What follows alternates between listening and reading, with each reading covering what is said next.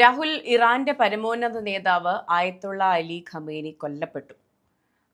ഇതിലൂടെ നമുക്ക് ആദ്യം എടുത്തു പറയേണ്ട കാര്യമെന്ന് പറയുന്നത്, ഒരു രാജ്യത്തെ കൂടി താഴെയിറക്കാനുള്ള ട്രംപിന്റെ നടപടികൾ പുരോഗമിക്കുന്നു എന്നുള്ളത് തന്നെയാണ്.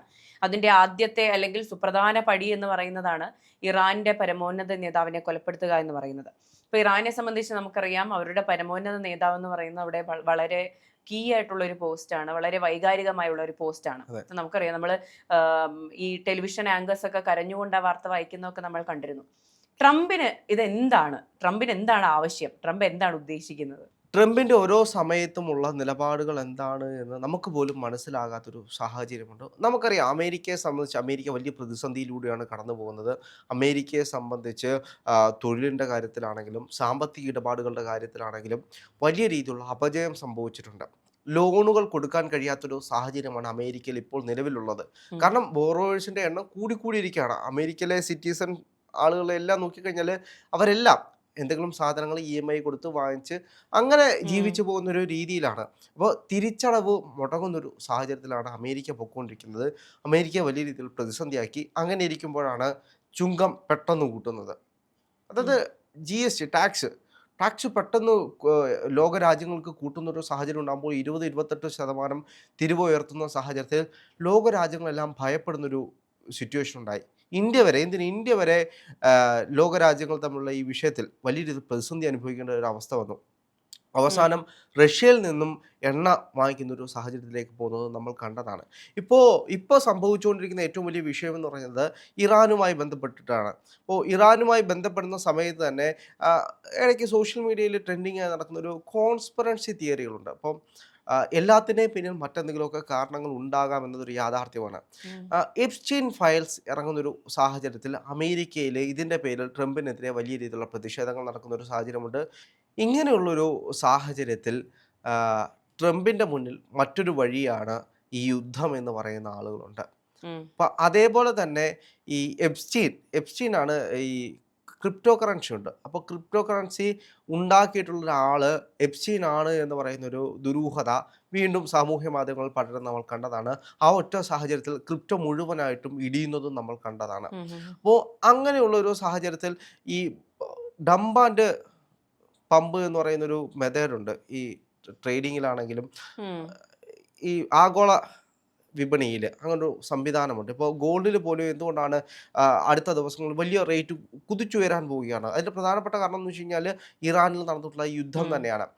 ഇപ്പോൾ നമുക്കറിയാം, ഖത്തറിലാണെങ്കിലും ഏത് ഗൾഫ് രാജ്യങ്ങളിലാണെങ്കിലും കൂടുതലും ഉള്ളത് അമേരിക്കൻ കമ്പനികളാണ്. യുദ്ധം കലുഷിതമാകുകയാണെങ്കിൽ ഇവരെല്ലാം ജോലിയിൽ നിന്ന് ആളുകളെ പിരിച്ചുവിടും. ചില ഈ കമ്പനികളെല്ലാം പിരിച്ചുവിട്ട് തിരിച്ച് അമേരിക്കയിലേക്ക് പോകുന്ന സാഹചര്യം ഉണ്ടാവും. ചിലപ്പോൾ നാളെ ആ കമ്പനികൾ പോലും ഉണ്ടാകുന്ന ഒരു സാഹചര്യം ഉണ്ടാവില്ല. അപ്പോൾ എന്ത് ചെയ്യും? ഇതിലുള്ള പണങ്ങളെല്ലാം കൂടെ ഗോൾഡിലേക്ക് നിക്ഷേപിക്കും. ഗോൾഡ്, അത്തരത്തിലുള്ള സിൽവർ ആയിട്ട്, അതായത് ഗോൾഡ്, സിൽവർ ഇതേപോലുള്ള കൊമോഡിറ്റിയിൽ ഇൻവെസ്റ്റ് ചെയ്യുകയാണ് കൂടുതലും ചെയ്യുന്നത്. അതേപോലെ തന്നെ ഓയിൽ. നമുക്കറിയാം, ഇറാനെ സംബന്ധിച്ച് ഇറാൻ്റെ ഒരു ഭൂപ്രകൃതി, ലോക രാജ്യങ്ങളെ വരെ ഇറാൻ നിയന്ത്രിക്കുന്നത് എങ്ങനെയാണ് എന്ന് ചോദിച്ചു കഴിഞ്ഞാൽ ഈ എണ്ണയുടെ പേരിലാണ്.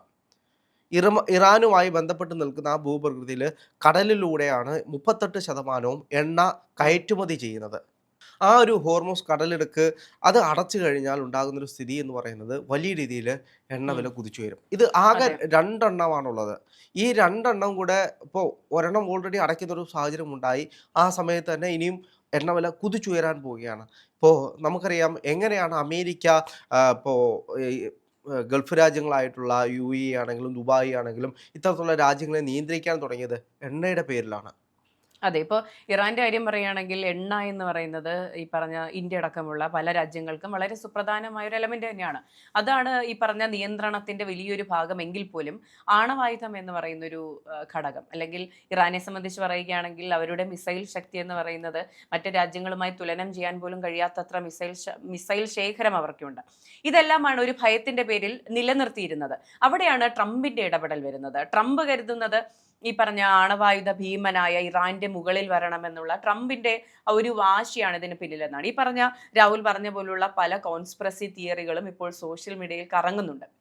പക്ഷെ ഇതിന്റെ എല്ലാം മുകളിൽ എവിടെ എണ്ണ ശേഖരമുണ്ടോ, എവിടെ വലിയൊരു സമ്പദ് വ്യവസ്ഥയുണ്ടോ, അല്ലെങ്കിൽ തങ്ങളെക്കാൾ വലിയ ആയുധ ബലമുണ്ടോ, അവിടെയെല്ലാം കയറി ഭരിക്കാനുള്ള ട്രംപിന്റെ ഒരു ടെൻഡൻസിയാണ് ഇതിനെല്ലാം പിന്നിൽ. നമ്മൾ കണ്ടു ചെറിയ ഇന്റേണൽ ഗ്ലിച്ചുകളുള്ള രാജ്യങ്ങളിലെല്ലാം തന്നെ അമേരിക്ക കൈകടത്തിക്കൊണ്ട് അവിടെയെല്ലാം തകർക്കുന്ന ഒരു രീതിയുണ്ട്. ഇപ്പോൾ ഇറാന്റെ കാര്യം എടുത്ത് പറയുകയാണെങ്കിൽ അവർ അവകാശപ്പെടുന്നത് അവരുടെ ആണവായുധ ശേഖരമുണ്ട്, ആണവായുധം കൊണ്ട് ലോകത്തെ നശിപ്പിക്കും, അതുപോലെ തന്നെ ഇറാനിലെ സ്ത്രീകൾക്ക് സ്വാതന്ത്ര്യമില്ല എന്ന് പറഞ്ഞുകൊണ്ട് ഇവർ ചെയ്യുന്നത് എന്താണ്? സ്ത്രീകൾ പെൺകുട്ടികൾ പഠിക്കുന്ന സ്കൂളുകൾക്ക് മുകളിലൂടെ ബോംബിട്ടുകൊണ്ട് 40-50 പെൺകുട്ടികൾ ഒരുമിച്ച് മരിച്ചു വീഴുന്നതാണ് കാണുന്നത്. നിങ്ങൾക്ക് സ്വാതന്ത്ര്യമില്ല, നിങ്ങൾക്ക് സ്വാതന്ത്ര്യം വാങ്ങിത്തരുന്നതിനേക്കാളും ഞാൻ നിങ്ങളെ അങ്ങ് കൊന്നുകളയാമെന്ന് പറയുന്ന ഒരു നയത്തിലേക്ക് ട്രംപ് പോകുന്നുണ്ട്. ഇപ്പോ ഇറാന്റെ പരമോന്നത നേതാവിനെ കൊലപ്പെടുത്തിയത് കൊണ്ട് തന്നെ ഇറാന്റെ ഉള്ളിൽ തന്നെ സ്ത്രീകൾ സന്തോഷിക്കുന്ന വീഡിയോസും നമ്മൾ കാണുന്നുണ്ട്. പക്ഷെ അവിടെ ഉണ്ടാവുക എന്ന് പറയുന്നത് അവരുടെ ഉള്ളിൽ ഉണ്ടായിരുന്ന ആഭ്യന്തര കലഹം എന്ന് പറയുന്നത് അമേരിക്ക പോലുള്ള വൻകിട രാജ്യം ഉപയോഗിച്ചുകൊണ്ട് അവരുടെ മേൽ ആധിപത്യം സ്ഥാപിക്കുന്നതാണ് നമ്മൾ കാണുന്നത്. ഇതന്നെയാണ് പലസ്തീനിലും നമ്മൾ കണ്ടത്. പലസ്തീനിൽ അവർക്ക് വേണ്ടത് പുനരധിവാസമാണ്, അവർക്ക് ഞാൻ അത് ചെയ്യും ഇത് ചെയ്യും എന്ന് പറഞ്ഞ് അമേരിക്കയും ഇസ്രയേലും കൂടി ഈ പറഞ്ഞ യുദ്ധം ഉണ്ടാക്കിയതിന് ശേഷം അവിടെ നമ്മൾ കണ്ടത് പട്ടിണിയും ദാരിദ്ര്യവും പരിവട്ടവും ഒക്കെ തന്നെയായിരുന്നു. ഇത് തന്നെയാണ് ഇറാനിൽ ഇനിയും സംഭവിക്കാൻ പോകുന്നത്. ഇപ്പോ നമ്മൾ ഈ ട്രോളുകളായിട്ടൊക്കെ കണ്ടിട്ടുണ്ട്, ട്രംപ് കറിയിൽ ഇച്ചിരി എണ്ണ കൂടുതലുണ്ട്, അപ്പൊ ട്രംപിന്റെ US പട ഇറങ്ങുന്നു എന്ന് പറഞ്ഞ് നമ്മൾ കാണുന്നുണ്ട്. അപ്പൊ എവിടെയാണ് കൂടുതൽ അധികാരമുള്ളത് അവിടെ പോയി കൈകടത്താനുള്ള ശ്രമം, ലോക പോലീസ് ആകാൻ ശ്രമിക്കുന്ന ട്രംപിന്റെ രീതികളാണ് നമ്മൾ ഈ കാണുന്നത്. നെതന്യാഹുക്ക് വെറും പപ്പറ്റ്സ് ആണ്. ഇത് ഇന്നും ഇന്നലെ ഒന്നും തുടങ്ങിയതല്ല. ഒന്ന് ആലോചിച്ച് നോക്കൂ, ഇന്ന് കാണുന്ന അമേരിക്ക, അതിനു മുമ്പിട്ട് എന്തായിരുന്നു? ബ്രിട്ടൻ ആയിരുന്നു. അപ്പോൾ ഇവരെല്ലാം ചെയ്തുകൊണ്ടിരുന്നായിരുന്നു. കഴിഞ്ഞ കാലങ്ങളിൽ ഇന്ത്യ എങ്ങനെയായിരുന്നു നിയന്ത്രിച്ചുകൊണ്ടിരുന്നത്? അപ്പോൾ പശ്ചിമേഷ്യയിലുള്ള മുഴുവൻ രാജ്യങ്ങളെയും അമേരിക്ക നിയന്ത്രിച്ചുകൊണ്ടിരുന്ന ഇത്തരത്തിൽ തന്നെയാണ്. ഇന്ത്യയിൽ നിന്നും ഇന്ന് കാണുന്ന അമേരിക്ക എന്ന് പറയുന്നത് അവർ തന്നെത്താൻ എന്തെങ്കിലും ഉണ്ടാക്കിയതാണോ? ഇന്ത്യയിൽ നിന്നും ലൂട്ട് ചെയ്തുകൊണ്ട് പോയിട്ടുള്ള കാര്യങ്ങളാണ്. ഇന്ത്യയിൽ നിന്നും അടിച്ചു മാറ്റി ഇന്ത്യക്കാരെ പട്ടിണി കിട്ടും, ഇന്ത്യക്കാരുടെ സമ്പദ് വ്യവസ്ഥയും തട്ടിപ്പറിച്ചെടുത്തുകൊണ്ട് പോയി ഉണ്ടാക്കിയെടുത്ത സാധനങ്ങൾ തന്നെയാണ് ഇന്ന് അമേരിക്ക. ഇപ്പോൾ വേണമെങ്കിൽ UK എന്ന് വേണമെങ്കിൽ പറയാം. UK-യും അമേരിക്കയും എല്ലാം അന്നത്തെ കാലത്ത് ബ്രിട്ടൻ്റെ അധീനതയിലായിരുന്നു. ഇന്ന് കാണുന്ന ഈ സമ്പദ് വ്യവസ്ഥ എല്ലാം അവർക്കുണ്ടാക്കി കൊടുത്തത് ഈ ലൂട്ടിങ് തന്നെയാണ്. അപ്പോൾ ഇന്ന് പാകിസ്ഥാനെ ആരാണ് നിയന്ത്രിക്കുന്നത്? ഇന്ത്യയിൽ നിന്നും കൃത്യമായിട്ട് പാകിസ്ഥാനെ വിഭജിച്ച് നമ്മൾ ഇപ്പോൾ കാലാപാനി സിനിമയൊക്കെ കാണുന്ന സമയത്ത് അതിൽ കൃത്യമായിട്ട് പറയുന്നുണ്ട്. ഇപ്പോൾ മോഹൻലാലിൻ്റെ ഒരു ഡയലോഗുണ്ട്, അത് പല സമയത്തും സോഷ്യൽ മീഡിയയിൽ ട്രെൻഡിങ് ആയിട്ടുള്ള ഡയലോഗാണ്. അതിൽ പറയുന്നത് പോലെ അന്ന് ചെയ്തതിൻ്റെ ഭവിഷ്യത്ത് ഇന്നും നമ്മൾ അനുഭവിച്ചുകൊണ്ടിരിക്കുകയാണ്. അതെ, അമേരിക്ക പൊതുവെ ഈ പറഞ്ഞ അംഗരാജ്യങ്ങളുമായി തെറ്റിക്കാനുള്ള ഒരു വലിയ ശ്രമം നടത്താറുണ്ട്. ഇപ്പോൾ GCC രാജ്യങ്ങളുടെ കാര്യം എടുത്തു നോക്കുകയാണെങ്കിൽ ഈ GCC രാജ്യങ്ങളായ ഖത്തർ, ബഹ്റൈൻ അങ്ങനെ പല രാജ്യങ്ങളിലും ഈ US-ന് എയർബേസുകളുണ്ട്, ഇവരുടെ എല്ലാം പട്ടാള ബേസുകളുണ്ട്. അപ്പോൾ സ്വാഭാവികമായും ഇറാൻ ആക്രമിക്കുമ്പോൾ ഈ പറഞ്ഞ ഖത്തറിലുള്ള അൽ-ഉദൈദ എയർബേസിലൊക്കെ പോയി ആക്രമണം അഴിച്ചുവിടാൻ സാധ്യതയുണ്ട്. അപ്പോൾ ഇതിൽ നിന്ന് ഉണ്ടാകുന്ന ഒരു പ്രശ്നം എന്ന് പറഞ്ഞാൽ ഈ പറഞ്ഞ അറബ് രാജ്യങ്ങളും ഇറാനെതിരെ തിരിയുകയാണ്. ഇപ്പോൾ പശ്ചിമേഷ്യയിലെ സാഹചര്യം എന്ന് പറയുന്നത് ഇറാൻ ഏറെക്കുറെ ഒറ്റപ്പെട്ട് കഴിഞ്ഞു. ഇപ്പോൾ മുസ്ലിം ഭൂരിപക്ഷ രാജ്യങ്ങൾ പോലും ഇറാനെതിരെ ഇത്തരത്തിലുള്ള നടപടി എടുക്കുന്നു, അവരുടെ പരമോന്നത നേതാവിനെ കൊലപ്പെടുത്തുന്നു. ഇതെനിക്ക് തോന്നുന്നു ഒരു 2-3 മാസങ്ങൾക്കുള്ളിൽ ഒരു നയതന്ത്ര ശ്രമം കൃത്യമായി നടന്നില്ല എന്നുണ്ടെങ്കിൽ ഈ പറഞ്ഞ ഇറാൻ സ്വാഭാവികമായും അമേരിക്കയുടെ അധീനതയിൽ വരുന്നൊരു തരത്തിലേക്ക് കാര്യങ്ങൾ പോകും. ഈ പറഞ്ഞ ആണവായുധം, ഇതുവരെ സമ്പുഷ്ടീകരിച്ചിട്ടുള്ള യുറേനിയം അവരുടെ കാൽക്കൽ വെച്ചു കൊടുക്കേണ്ട ഒരു സാഹചര്യത്തിലേക്ക് നീങ്ങും. ഇപ്പോൾ ട്രംപിന്റെ കാര്യം നമുക്കറിയാം. ട്രംപിന് കുറേ യുദ്ധങ്ങൾ അവസാനിപ്പിച്ചു എന്ന് പറയണം. നമ്മൾ കണ്ടു കഴിഞ്ഞ നൊബേൽ പീസ് പ്രൈസ് ഡിക്ലറേഷന് തൊട്ട് മുൻപ് ഞാൻ 8 യുദ്ധങ്ങൾ അവസാനിപ്പിച്ചു എന്ന അവകാശവാദം ഉന്നയിച്ചിട്ടുണ്ട്. ഇനി എനിക്ക് തോന്നുന്നു 1 വർഷം കഴിയുമ്പോൾ അദ്ദേഹം പറയും ഇറാൻ ഇസ്രയേൽ സംഘർഷം അവസാനിപ്പിച്ചത് വീണ്ടും ഞാനാണ്, 9ാമത്തെ യുദ്ധം ഞാൻ അവസാനിപ്പിച്ചു എന്ന് പറയും. പക്ഷെ ആരാണ് തുടങ്ങിയത്? അല്ല, ഇതിനകത്ത് അതേപോലെ തന്നെ ഇപ്പോൾ ഇന്ത്യ പാകിസ്ഥാൻ യുദ്ധം നടക്കുന്ന സമയത്ത് ട്രംപ് ഒരു X പോസ്റ്റ് ചെയ്തിരുന്നു. അത് കഴിഞ്ഞാൽ പോസ്റ്റ് പിൻവലിച്ചോണ്ട് പോകുന്നൊരു സാഹചര്യം ഉണ്ടായി. അപ്പോൾ അതേപോലെ തന്നെയാണ് ട്രംപിൻ്റെ നിലപാടുകൾ എപ്പോഴും എല്ലാ കാലത്തും അങ്ങനെ തന്നെ ആയിരുന്നു എന്നാണ് യാഥാർത്ഥ്യം. ഇപ്പോൾ ഈ വിഷയത്തിൽ പോലും എൻ്റെ ഏറ്റവും വലിയ സംശയം, എന്തുകൊണ്ടാണ് ചൈന സൈലന്റ് ആയിട്ടിരിക്കുന്നത് എന്നൊരു ചോദ്യം. ചൈന ഇറാന് ആയുധങ്ങൾ നൽകാനുള്ള കരാറുകൾ നേരത്തെ ഒപ്പിട്ടിട്ടുണ്ടായിരുന്നു. ഇപ്പോൾ അത് കൈമാറിയെന്നും റിപ്പോർട്ടുകളുണ്ട്. ഔദ്യോഗിക സ്ഥിരീകരണം വന്നിട്ടില്ല സ്ഥിരീകരണങ്ങൾ വരാത്തൊരു സാഹചര്യത്തിൽ നമുക്കറിയാം പശ്ചിമേഷ്യൻ രാജ്യങ്ങളെ നിയന്ത്രിക്കാൻ വേണ്ടിയിട്ടാണ് അമേരിക്ക ഈ പെടാപ്പാട് വിടുന്നത്. പശ്ചിമേഷ്യൻ രാജ്യങ്ങളെ നിയന്ത്രിച്ചു കഴിഞ്ഞാൽ ലോകത്തെ നമ്പർ 1 ശക്തിയായിട്ട് മാറാൻ കഴിയും. അതൊരു യാഥാർത്ഥ്യമാണ്. പക്ഷേ അവിടെ ചൈന മറ്റുള്ള രാജ്യങ്ങളിൽ നിന്നെല്ലാം വ്യത്യസ്തമായിട്ടാണ് പോയിക്കൊണ്ടിരിക്കുന്നത്. ഇപ്പോൾ ഇന്ത്യക്ക് വേറൊരു സ്ട്രാറ്റജിയാണ്. ഇപ്പോൾ ഇന്ത്യ ഈ വിഷയത്തിൽ ഇറാനെയും സപ്പോർട്ട് ചെയ്തിട്ടില്ല, അമേരിക്കയും സപ്പോർട്ട് ചെയ്തിട്ടില്ല, ഇസ്രയേലിനെ സപ്പോർട്ട് ചെയ്തിട്ടില്ല, ഒരു രാജ്യത്തിനെ സപ്പോർട്ട് ചെയ്തിട്ടില്ല. ഇതിനെ അവലംബിച്ചിട്ടുണ്ട്. ആ. നിങ്ങൾ ചെയ്തുകൊണ്ടിരിക്കുന്നത് മോശമാണ്, സാധാരണപ്പെട്ട മനുഷ്യർക്കൊന്നും ഉണ്ടാവരുത് എന്നുള്ള രീതിയിൽ ആ ഒരു നെഗോസിയേഷൻ ആണ് ഇന്ത്യ ഇന്ത്യ എല്ലാ എടുത്തിട്ടുള്ളത്. കാലത്തും എടുത്തിട്ടുള്ള ഈ ഒരു എന്താ പറയുക അതെ, നിലപാടെന്ന് പറയുന്നത് ഇത് തന്നെയാണ്. ആരെയും തള്ളി ഇല്ല. പറഞ്ഞിട്ടില്ല. തള്ളി പറയുമ്പോഴാണല്ലോ ശത്രുത ഉണ്ടാകുന്നത്. പക്ഷെ എന്തുകൊണ്ടാണ് ചൈന അവിടെ വീണ്ടും വീണ്ടും സൈലന്റ് ആയിരിക്കുന്നത് വലിയൊരു ചോദ്യമാണ്. ഇപ്പോൾ ഉം. ലോക രാജ്യങ്ങളെ നിയന്ത്രിക്കാൻ വേണ്ടിയിട്ട് ചൈനയും വരുമെന്നതൊരു യാഥാർത്ഥ്യമാണ്. ചൈനയുടെ ബുദ്ധി നമ്മൾ ഉദ്ദേശിക്കുന്നതല്ല. അമേരിക്ക ഉം. ഇങ്ങനെ ഡയറക്റ്റ് ആയിട്ട് കുത്തുന്ന സമയത്തായിരിക്കും ചൈന പിന്നെയും കുത്തുന്നത്. അതെ. അപ്പോൾ ലോകത്ത് എന്താണെങ്കിലും ഒരു മൂന്നാം വേൾഡ് വാർ നടക്കാനുള്ള സാധ്യതകൾ അതെ അതെ ഇപ്പോൾ സാഹചര്യങ്ങൾ ഒത്തു വന്നുകൊണ്ടിരിക്കുകയാണ്. ഇറാൻ ഇനി വെറുതെ ഇരിക്കുമെന്ന് തോന്നുന്നുണ്ടോ? ഒരിക്കലും ഒരിക്കലുമില്ല. ഇല്ല. ഇറാന്റെ ആ, ഏറ്റവും വലിയൊരു ശക്തിയായിരുന്ന ഒരാളെയാണ് നശിപ്പിച്ചു കളയുന്നത്. അയാളെ മാത്രമല്ല, അയാളുടെ കുടുംബത്തെ മുഴുവൻ നശിപ്പിച്ചു കളയുന്ന ഒരു സാഹചര്യത്തിൽ, സുപ്രീം കമാൻഡറിനെ കൊന്നു കളഞ്ഞു. അതെ, ഇറാന്റെ ആളുകളുടെ മനസ്സിൽ അത് നിലനിൽക്കും. അതെ, ഇപ്പോ തീർച്ചയായും. ഇപ്പോൾ രാഹുൽ പറഞ്ഞ പോലെ ഇറാനിനി എന്താണ് ചെയ്യാൻ പോകുന്നതെന്ന് ആർക്കും അറിയില്ല. അവരുടെ കയ്യിൽ സമ്പുഷ്ടീകരിച്ച യുറേനിയം പോലുമുണ്ട്. ഒരു ആണവായുധ പ്രയോഗമൊക്കെ ഉണ്ടാകാതിരിക്കട്ടെ നമുക്ക് ആ, ആഗ്രഹിക്കാൻ മാത്രമേ കഴിയുള്ളൂ. അതിന്റെ ഏറ്റവും വലിയ വിഷയം എന്ന് പറയുന്നത്, ആണവായുധങ്ങൾ ഉപയോഗിക്കണമെങ്കിൽ ഇറാനും അമേരിക്കയും തമ്മിലുള്ള ദൂരം നമ്മൾക്കറിയാം. ഉം. അപ്പൊ അത്രയും ദൂരത്താണ് ഈ ഇറാനും അമേരിക്കയും.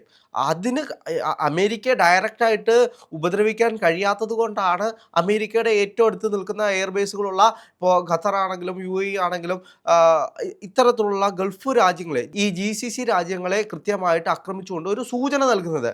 തീർച്ചയായും. അതെ. ഇറാൻ ഈ യുദ്ധം തുടങ്ങിയപ്പോൾ തന്നെ ഇറാൻ പറഞ്ഞിട്ടുണ്ട്, യുദ്ധം തുടങ്ങുന്നത് നിങ്ങളാണെങ്കിൽ അവസാനിപ്പിക്കുന്നത് ഞങ്ങളായിരിക്കും എന്നുള്ള ഒരു വാക്ക് പറഞ്ഞുകൊണ്ടാണ് ഇറാൻ അതെ. തുടങ്ങുന്നത് തന്നെ.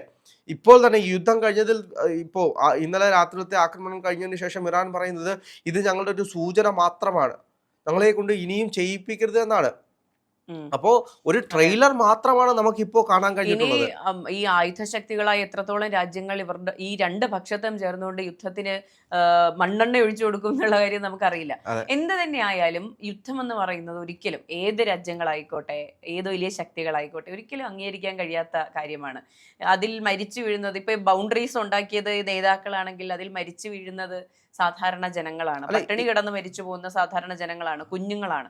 അതൊരിക്കലും അംഗീകരിക്കാൻ കഴിയില്ല. നമ്മൾ ആരും യുദ്ധം ആഗ്രഹിക്കുന്നില്ല എന്നുള്ളതാണ്. അല്ല, ഇതിനകത്ത് ജിയോ പൊളിറ്റിക്സിന് അപ്പുറത്തേക്ക് ഇന്റർണൽ പൊളിറ്റിക്സ് എന്ന് പറയുന്ന ഒരു കാര്യമുണ്ട്. ഇപ്പോൾ നമ്മൾ ചർച്ച ചെയ്യും, ഈ വിഷയങ്ങളെല്ലാം ചർച്ച ചെയ്യും, ലോകരാജ്യങ്ങൾ അങ്ങനെയാണ്, ലോകരാജ്യങ്ങൾ ഇങ്ങനെയാണ്.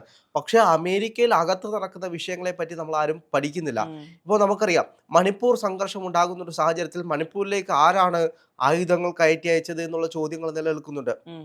അവിടേക്ക് സാറ്റലൈറ്റ് ഫോണുകൾ നൽകിയത് ആരാണ്?